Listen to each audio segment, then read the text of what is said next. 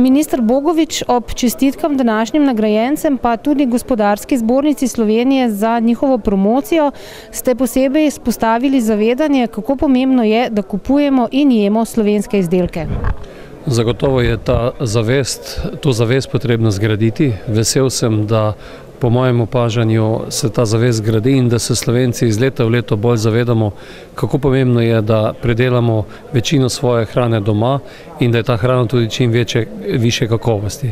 In takšne akcije, kot je bila Kupujmo slovensko, je bila praktično ena prvih akcij, ki je s to miselnostjo pričela, in vesel sem, da se to nadaljuje, in verjamem, da bomo tudi z drugimi ukrepi in tudi s evropsko kmetijsko politiko, ki prav tako vedno bolj poudarja pomen lokalno predelane hrane, se pravi hrane, ki nima za sabo tudi velikih transportnih stroškov, emisij in podobno, da so to tiste prave poti, na katerih je treba graditi tudi prihodnost. Poseben poudarek pa ste danes dali tudi na samooskrbo? Samooskrba je ključna. Vemo vsi, da na nekaterih področjih v Sloveniji imamo zelo velike primanjkljaje. Na področju žita, kruha, predvsem žita, je v slovenskem prostoru zaradi naših naravnih danosti tudi velik manko pridelave. Imamo panoge, kot je mlečna proizvodnja, kot je proizvodnja govejega mesa, kjer smo približno samooskrbni. Zagotovo pa je na področju zelenjadarstva tista priložnost, kjer moramo največ postoriti.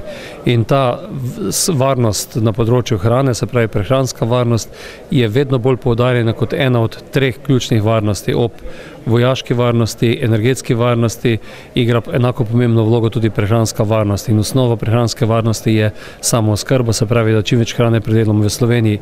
In temu bo bilo primer poudarki tudi pri delu ministrstva, tako na eni strani v okviru usposabljanja in izboljšanja zemljiškega potencijala, kot so ukrepi zemljiških politik, od namakanja, komasacij, odprave zarasti.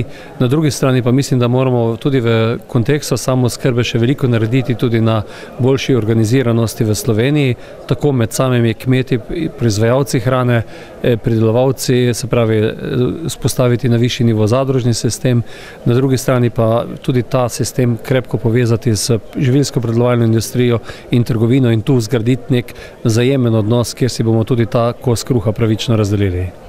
Ste pa zagotovo ponosni, da imamo Slovenci toliko dobrih pekovskih izdelkov?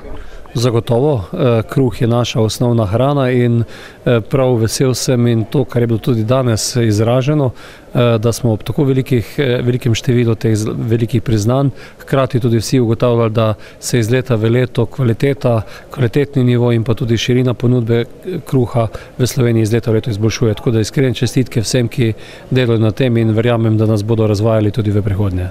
Kakšen kruh pa ima rad gospod Bogovič, kadar ni minister za kmetijstvo? Zelo veselo, najrajši še vedno imam mamin kruh.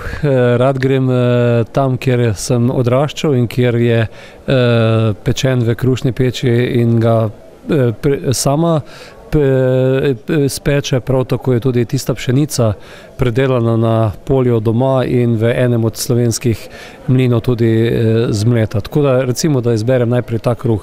Sicer pa tudi rad v trgovini sežem po različnih tipih kruha in na nek način tudi degustiram, preizkušam to kakovost, za katero tudi sam lahko mirno trdim, da je iz leta v leto na višjem nivoju in da tudi ponudba vedno pestrejša.